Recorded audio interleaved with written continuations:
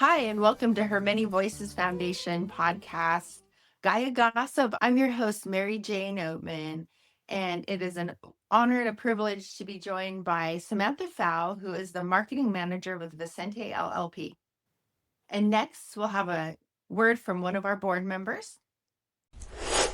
My name is Vanessa Blacknall Jameson. I am the vice chair of the board of directors. I probably created a position right now, but I am so honored to be a part of Her Many Voices for a number of years. And even when I say a number of years, the friendship and the love for Alicia has gone way beyond 40 plus years. So I thank each of you for being a part of who we are and where we're going and the journey that we're on to continue celebrating Mother Earth, to understand the desire and the need for us to grow and continue to be connected in all kinds of ways and different avenues. So thank you for being a part of us and Her Many Voices. Welcome to Gaia Gossip. I'm your host, Mary Jane Oatman, and it is an honor and privilege to bring you another episode of a Her Many Voices Foundation podcast. Today we have a special guest, and it is a honor and a privilege to be able to showcase another woman empowered in the hemp and cannabis industry. We have the marketing manager for Vicente LLP joining us, Samantha Fow. Samantha, thank you so much for joining us and for sharing your wisdom and your insights with our listeners.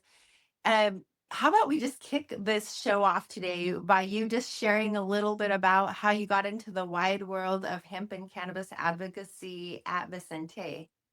Of course. And likewise, Mary Jane, I am so excited to have this conversation with you. Thank you so much for inviting us to participate. As always, it's so much of an honor and so much of a pleasure to be able to, be beside you and engage in these sorts of conversations because they are so important to have in the space of cannabis, hemp, and psychedelics, just to really, demystify and destigmatize what has been, subject to a lot of propaganda, a lot of, prohibitionist rhetoric.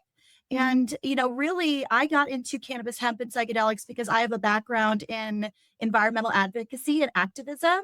And I became very curious in terms of how we can leverage, commodities that could be replacement goods, like replacements for pharmaceuticals, replacements for plastics, replacements for construction materials, things that are very climate intensive, high polluting industries. And that's really what made me curious about cannabis, hemp, and, ultimately natural medicine and psychedelics, because, not only is hemp a really powerful agricultural commodity, it also has incredible benefits for the environment. And, a lot of people don't realize that, the medical applications of plant medicine and cannabis can also have positive environmental impacts, just as a substitute good for the pharmaceutical industry, which is also a very highly polluting and carbon intensive sector. So yeah, it was a winding road to get here, but I'm so happy to be in the space that I'm in today for sure. That's one of the challenges that we face at the Indigenous Cannabis Industry Association as a nonprofit trade association, that balance between the work that tribes are doing in the industrial fiber space, as well as the adult use and recreational medical area of the advocacy down both of those different pathways. You shared something really interesting there that is an integral part of the work that I think that Her Many Voices Foundation, ICIA, many of the indigenous led nonprofits are working to do in collaboration and partnership with many out there, and that's around finding the different ways that we can discuss and showcase the many benefits of hemp that are outside of the box. We're also seeing a lot of integration of clean energy, right? I think that those, that renewable energy and agricultural commodities are, hand in glove relationship. There's a lot of energy intensity that goes into especially indoor grows of cannabis and hemp products. And so, powering these greenhouses with renewable energy, using, less energy intensive lighting systems can really, mitigate some of the carbon intensity of, of growing these commodities. And honestly, it's the sky's the limit, right? Like, we have so much access to like sensor technologies, AI, right? We can really use that to like optimize the resource consumption that goes into, creating these goods and, ultimately like minimize our waste and our emissions while we're also, creating products that are, incredibly useful. We can really not only use the hemp for these purposes to offset some of the impacts that, some other, more intensive industries have, but also, the bioremediation that happens when hemp is grown is really incredible. And so, up and down the supply chain, we're seeing a lot of innovation. We're seeing a lot of information sharing, and that's a really great thing, especially from what I've seen among Indigenous communities, because the information sharing is really critical to make sure that everyone has access to this information and everyone feels empowered to use it in a way that hey, it might not necessarily be the most natural thing in the world to use technology for agriculture, but we're seeing a lot of, enablement for like these alternatives in hemp and cannabis that can really empower people to, alter the way they do things just slightly in a way that really can have massive impact over time. Oh, girl, you're talking my language now. So, science, technology, engineering, agriculture, and math, like that's the future of hemp and cannabis. I see that absolutely. That's been one of the biggest challenges for all communities in embracing this conversation is cutting through the negative stigma, the rhetoric to really find facts and information. So it's been quite the task for the Indigenous Cannabis Industry Association and organizations like Her Many Voices Foundation to really find those pockets of data to shine the lights on or create our new data sets, create our own data sets. That is one of the areas that excites me the most about 2025 and moving forward is the collection of indigenous data. Can you share a little bit about what excites you about the progress and the work that Vicente is doing in partnership with other nonprofits to be able to not only showcase indigenous specific data, but to do so in a way that really informs the industry at large? Absolutely. So one of our most exciting collaborations has been, the first ever comprehensive map of tribal cannabis and hemp programs.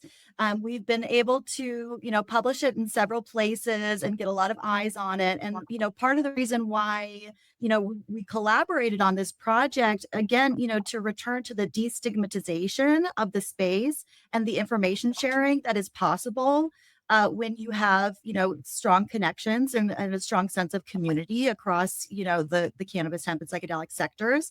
And so we developed this map together with ICIA, and we were able to identify over 100 cannabis and hemp programs all across the country that are, established by, various tribal nations.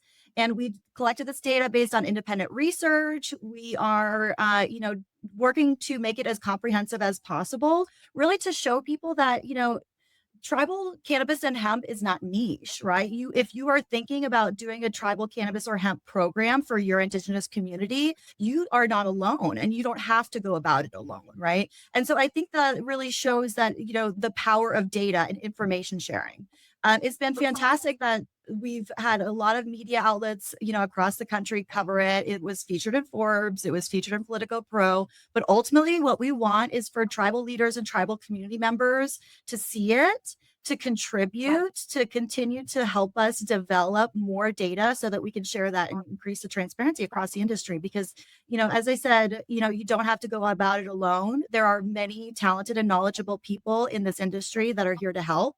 And Vicente is really a cornerstone of the legal services industry in cannabis and hemp. And we established our reputation not just through providing enterprise legal services for folks. We did it by changing the laws and changing the policies and developing them.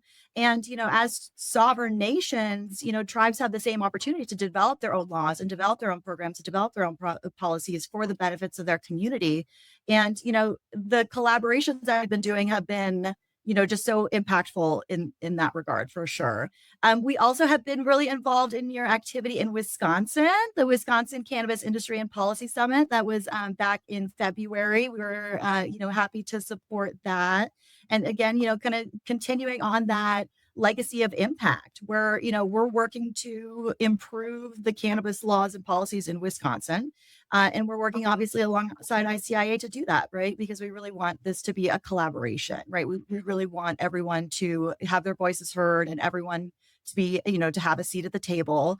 And we've really just been working to, improve our knowledge and improve our understanding of, the best ways that we can serve tribal communities. We've done, a fair amount of work, doing everything from like CLEs at the Federal Bar Association Indian Law Conference and exhibiting there to a recent event that we did in Minnesota with ICIA about the Tribal Memorandum of Understanding, and really just bringing tribal community members and leaders together to again share this information, get some information and some insights from our cannabis, hemp, and psychedelics attorneys, who have a lot of experience practicing in the space, and really work together to, put Indigenous voices at the center of the cannabis policy conversation, with the being armed with the best knowledge and the best support possible.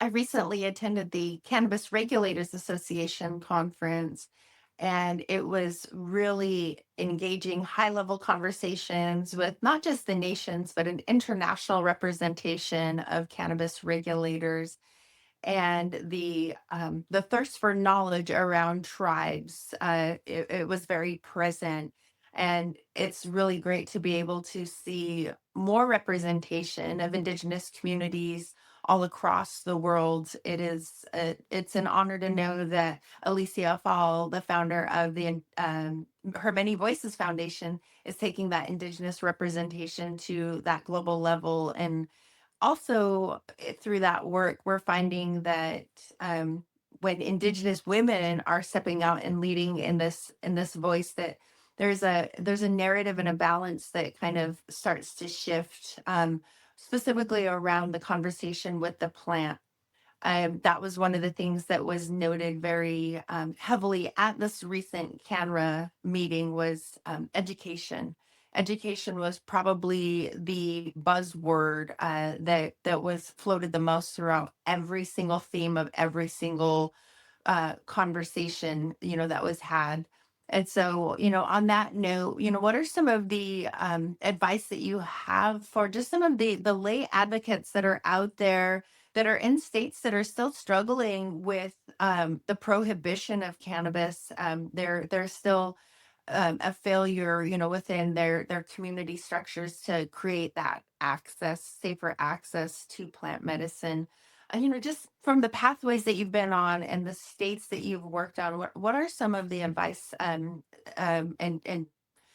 little notes that you have to give to just people that are looking and finding ways to increase that advocacy and strengthen their toolkits around the education?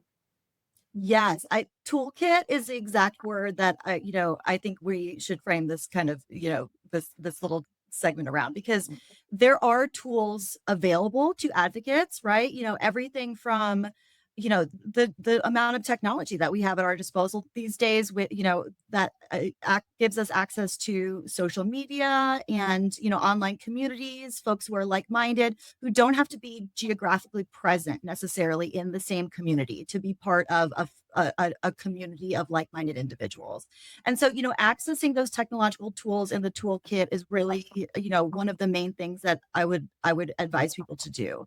Otherwise, just staying in the mindset that change is possible. We have seen an unbelievable amount of change in cannabis policy, in hemp policy, in psychedelics and natural medicine policy, not just in the past generation, in the past 10, 15 years, happening now. Change is happening right now, right? We just saw New Mexico pass its own natural medicine, health legislation, and this is under consideration in other states. And so we're seeing not just access to medical cannabis opening the door, access to recreational cannabis, the legalization of hemp in the Farm Bill several years ago. We're not just seeing more access to the type of things that people are typically utilizing to make change in their communities. What we're really seeing is the future happening now, right? Like we're seeing people become more empathetic with the struggles that other people are experiencing. We're seeing people become more caring about how we can help each other. And I really see that this is a result of, people not just connecting with like their family and friends and people that are inside their bubble. It's people connecting with others around the world. And, really, Harmony Voices Foundation has a global footprint, has a global impact. I've seen, these podcasts being recorded from everywhere from the Ukraine to Australia, and knowing that change makers are out there and staying in that mindset that of an empowered advocate, I think is one of the most is one of the more challenging things, right? Because it's easy to get discouraged. So making sure that people utilize all the tools in their toolkits, all of the technological tools at their disposal, all the social media at their disposal, all of the interconnectivity that we have, and that we've been either blessed or cursed with, depending on your perspective these days, and really leveraging them to make the change that's possible. Because even in jurisdictions where there's a more resistance to medical or recreational or even industrial cannabis and hemp activity, change really is possible. We've seen it happen. And just kind of like keep fighting the good fight. Yes, the change is definitely long overdue, and we have a lot of work to do on that front. So as we talk about the change that's needed to move forward and really embrace a just transition, for climate change initiatives, it's been really exciting to work with Vicente and the ICIA together to collaborate on this historic map. I think for me, the biggest point of that is, we have to have the base point of data. We have to really, know where we're at to really guide where we're growing towards. And for Indian country and the map specifically, what was inspiring to me is to see that we've got a strong baseline of industrial fiber tribes that are working on housing solutions, tribes that are looking at building not just the bio-based building supply materials, but even plastics. And so can you just share a little bit, Samantha, about the framework of collection of data and why it is so important in that change making process, not just for Indigenous communities, but in the policy arena in general? Absolutely. Good policy is data-driven policy, right? Like environmental data, economic data, social data, this is what can guide smarter policies, not just for local communities and Indigenous communities, but, for the global community, right? And, the global community is really what is suffering from, from climate change. We're all in it together, right? We're all experiencing it now. It is no longer a future threat. It is something that is, impacting our health and our well-being right now to this day. And so in terms of like, the synergistic potential between cannabis, hemp, and, traditional Indigenous knowledge, I mean, the sky's the limit, right? As you mentioned, there's a lot of, green biomanufacturing happening, plastics, textiles, hempcrete, construction materials. There's also the benefits of, community empowerment that technology has been able to open the door for, right? Even folks that are in very rural areas can access markets, they can access information, they can access data. And we're really trying to work together to make this a dialogue, a two-way street, right? So in terms of collecting the data, we're going right to the source. We really want to talk to people who are involved in creating cannabis and hemp programs, in collaboration with, tribal nations or as tribal nations themselves, to really understand, one, how they're going about it, right? Because, every sovereign nation is unique and they have their own way of, developing their own policy. Like there is no cookie cutter for sure. And so, as we work to create that dialogue and create that two-way communication stream, we're really just reinforcing everything that we have done in the past to, build good policy across the country. But yeah, just in terms of, supporting that, two-way street and that two-way dialogue for the creation of policy of, for cannabis and hemp programs among Indigenous communities. As I said, we really want to make sure that we are talking directly to the source, that we are engaging the community members themselves, that we are engaging the tribal leaders themselves, and understanding first, listening first, and talking second, right? So, Vicente has been involved in cannabis and hemp policy reform, really for the past 15 years.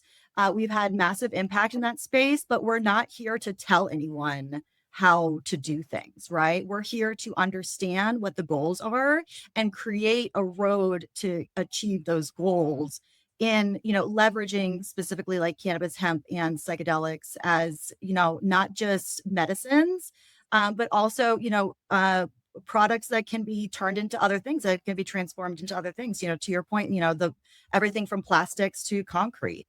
So, there's incredible potential here. We really would love to, create this dialogue and create a two-way conversation that, opens up people's minds to alternatives and, shares information in a way that makes it useful for people that are trying to really make change, in their own communities. Absolutely.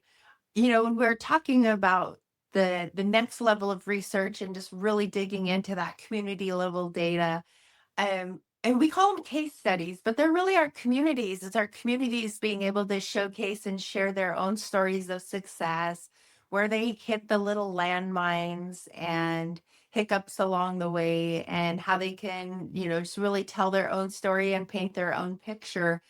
That to me is what excites me the most about being able to get into the indigenous hemp and cannabis communities to shine the bright lights. What are some of the things that you most look forward to in engaging in like that case study level data of getting a little bit more of the micro insights into the wide world of tribal hemp and cannabis? I am so excited to listen and learn. I'm going to be just an absolute sponge because it's so interesting how much cannabis and hemp activity there is among tribal communities, but how little data and information sharing really is out there, right? This is again like sort of why we started with a map. We started with a map so that you can look at it and with a single visual cue, understand that, like, oh, wow, there's a lot of these happening.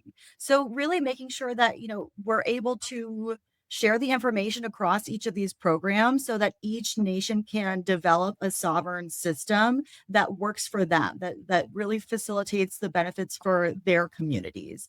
And really creating that information sharing not only helps to, empower individuals that are looking to create change, create their own programs, whatever they might be trying to do in their own communities, but also it really does feed into the ultimate, goal of ending the harms created by the failed war on drugs as it pertains to cannabis and hemp and psychedelics, right? The prohibitionist mindset and the prohibitionist rhetoric has done far more harm than good.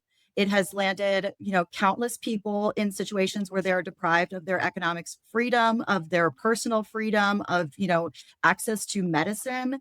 And, understanding that as we share this information, as we have these conversations, we're destigmatizing a space that has been subject to a campaign of stigmatization, right? And so, putting Indigenous voices at the center of that conversation, it doesn't just, empower the communities themselves. It empowers all of us. It empowers us as a country to, really change our approach and our mindset when it comes to cannabis, hemp, and psychedelics. And, see that, these are things that have a lot of potential benefits, that have a lot of, medical applications, that have a lot of economic applications, industrial applications, and there's just incredible potential. And so making sure that, Indigenous voices are, empowered to participate in this conversation and interconnected enough to know that, they are not alone, and, together as a collective, they're incredibly powerful. It really will change the national narrative for sure. And that's really what I'm excited to see. That is absolutely like perfect. Not alone and working together is what we have been witnessing and experiencing, as some of those silos that were created by the high stakes gaming industry are starting to come down, where tribes are realizing that they don't have to, and in some regards shouldn't do everything all by themselves. That the spirit of cooperation in hemp and cannabis agriculture is very robust, and that we're seeing more tribes figure out, what, you know, cross pollinating a cannabis program looks like for their communities. And it's exciting, it's inspiring to be able to witness and see. Samantha, can you just share with us, as we look forward, and plan into this new administration, what are the silver linings? What are some of those things that excite you about the future of the farm bill or cannabis reform, as we move forward in the spirit of empowered optimism, even in the face of adversity? Well, I am a big believer in working outside the system, right? As I mentioned, have a background in environmental advocacy. I wrote a book a few years ago at this point that really is focused on the the fact that, on many of our centralized systems have failed us. Many of our political systems don't accurately reflect, the beliefs that people hold dear to them, particularly with respect to the environment, with respect to personal freedoms. And I really believe that, change is possible working from the outside instead of, from the inside. I'm not sure myself, how capable we would be, of working collaboratively with the current administration to be able to, create change from the centralized perspective.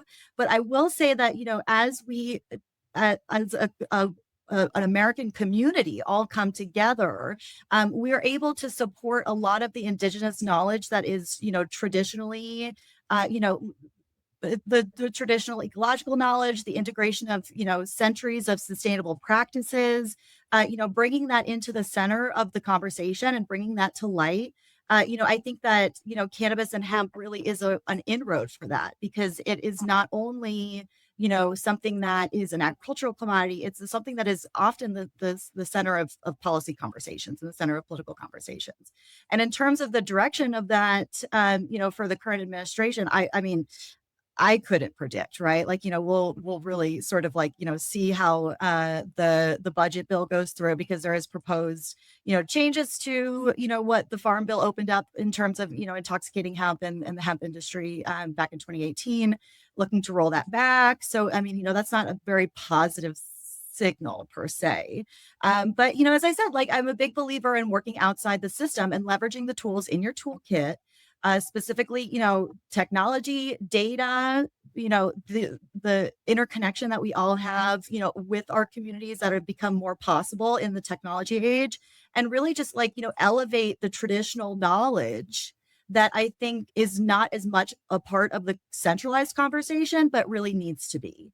And so that's really a big reason why Vicente and ICIA are such close collaborators at this point, because we really believe in putting Indigenous voices in the center of the conversation for national policy change. And in terms of, how that's going to happen in the political era that we find ourselves in, I think that remains to be seen. But we will for sure be using the tools in our toolkit, using, the analytical and other intellectual assets that we have at our disposal to really contribute to the conversation, and incrementally, state by state, tribal nation by tribal nation, jurisdiction by jurisdiction, create change that can't be ignored. Absolutely, Samantha. And thank you so much for joining us today and helping us, sharpen the tools that we already have in our toolkit, or perhaps adding new, arrows to the quiver, if you will. It really has been a joy and a pleasure to be able to just hear your wisdom and your insights. With the long tenure that you have in the cannabis industry, your passion around hemp and the environmental possibilities that lie within the plant, and to continue to just always remember that we are more we're stronger when we're working together. There is definitely strength in unity, and to be able to have a show like this, to share voices like yours that do just that, provide tools for the toolkits of people's minds and thought processes, is always just very humbling. So thank you so much, Samantha, for joining us. Thank you for having me. It has been an honor and a pleasure. I am happy to come back anytime and have these conversations many, many times.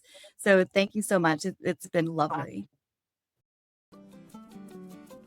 Thank you again for joining us at Her Many Voices Gaia Gossip. Remember, whatever you do for another, you do for yourself. For more information, head over to hermanyvoices.org to learn more about other programs and get involved. From all of us at Gaia Gossip and Her Many Voices Foundation, thank you, and until next time.